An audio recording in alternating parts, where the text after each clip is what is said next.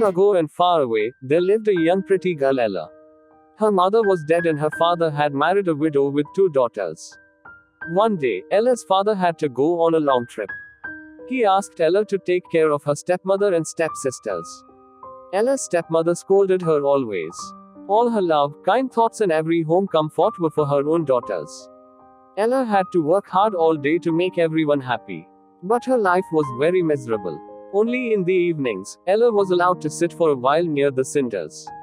One day, her stepsisters said, "Look at her gathering cinders from the fireplace. Let's call her Cinderella." One fine morning, a royal messenger came to the door with an invitation to the prince's ball. The stepmother and her daughters became very excited for the ball dance. Cinderella also wanted to go there, but she did not have guts to ask her stepmother. Cinderella's stepmother and stepsisters dressed in their finest clothes, whereas Cinderella did not even dare to ask if she could go too. She went back to her room and started crying on her destiny. Cinderella was sitting in her room sadly thinking about the ball. She murmured, "I'm so unlucky." "No dear," said a voice. To Cinderella's amazement, a fairy appeared front of her. The fairy smiled and said, "I've come to grant your wish." With a wave of fairy's wand, Cinderella found herself wearing the most beautiful dress with lovely shoes. There was also a golden coach with a handsome coachman for Cinderella to reach the palace.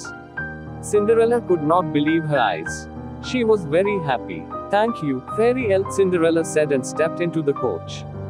The fairy warned, "The magic will last only till midnight. So leave the palace before midnight." Cinderella promised, and went towards the palace. When Cinderella entered the palace, everyone at the ball was very surprised to see the beautiful stranger. The prince gazed at her and danced only with her for the rest of the night. Cinderella was having a wonderful time at the ball. Suddenly, the clock struck 12. She remembered what the fairy had said and ran from the palace as fast as she could. As she ran, she lost one of her shoes. The prince followed, but could not catch up to her. The prince found Cinderella's shoe. He was now madly in love with her. Holding the glass shoe in his hands, he said, "I will find the beautiful lady whose foot fits into this shoe." The next day, the prince said to his ministers, "Go and search for the girl whose foot this shoe fits." The search for the prince's true love began. Every home in the kingdom was visited. The ministers tried the shoe on the foot of every girl in the kingdom, but no one's foot could fit inside. Cinderella's stepsisters too tried to wear the shoe, but they failed. Only Cinderella, who was working in the house, was left. The ministers insisted her to try the shoe as well.